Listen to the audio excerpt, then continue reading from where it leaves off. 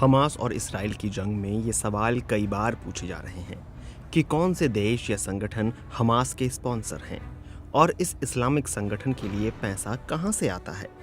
तो आज के इस वीडियो में हम बात करेंगे हमास की फंडिंग के बारे में। हमास का गजा में नियंत्रण है। उनके अधिकारियों के मुताबिक गजा पट्टी में काम कर रहे 50,000 कर्मचारियों की हर महीने सैलरी में $30 मिलियन से ज्यादा खर्च होते हैं। इसके अलावा हमास अपने ग्रुप के कुछ लोगों के लिए पानी, बिजली और यहाँ तक कि उनके घर का किराया भी अदा करता है। समाचार एजेंसी रॉयटर्स के मुताबिक गजा सरकार का सालाना बजट $700 मिलियन से ज्यादा है। इन तमाम खर्चों के लिए हमास को अलग अलग जगहों से मदद मिलती है।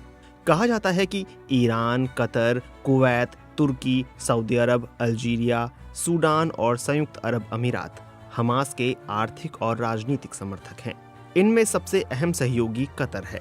बताया जाता है कि कतर की तरफ से हमास को हर महीने लगभग $30 मिलियन की मदद मिलती है, जो सरकारी कर्मचारियों को सैलरी देने में काम आती है।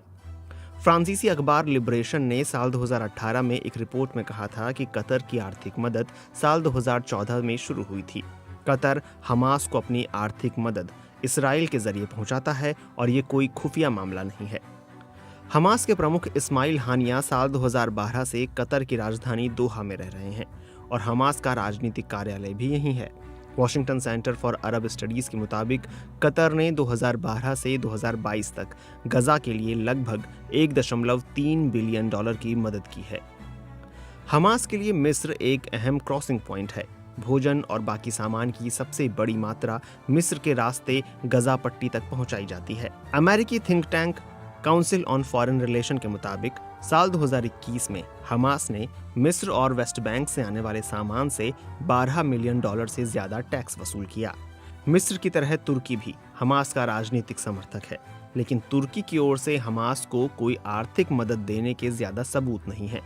फिर भी इस्राएली मीडिया हारतेज के मुताबिक तुर्की हमास को शायद सालाना $300 मिलियन की मदद देता है। लेकिन हमास का सबसे अहम दोस्त ईरान को माना जाता है। अमेरिकी विदेश मंत्रालय की 2020 की रिपोर्ट के मुताबिक ईरान हमास को सालाना $100 मिलियन देता है।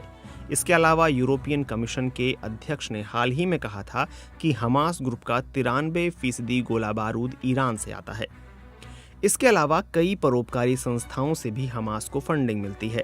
रूस की न्यूज एजेंसी स्पुतनिक ने जनवरी 2021 में लिखा था कि हमास को 95% से ज्यादा फंडिंग सरकारों, कई पूंजीपतियों और पूरी दुनिया में फलस्तीन के समर्थकों से मिलती है। हमास का समर्थन करने वाले सबसे महत्वपूर्ण गैर सरकारी संगठनों में अल अंसार जैसी कल्याणकारी संस्था शामिल है। अल अंसार इस्लामी जिहाद से जुड़ा एक ग्रुप है जो साल 2001 में स्थापित हुआ और फलस्तीन के इलाकों, खास तौर पर गजा और पश्चिमी किनारे में जारी परोपकारी कामों में सक्रिय है।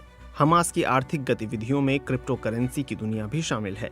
वॉल स्ट्रीट जर्नल ने एक रिपोर्ट में बताया था कि हमास ने पिछले 7 सालों में क्रिप्टो करेंसी के पूंजी निवेश से लगभग $41 मिलियन कमाए हैं।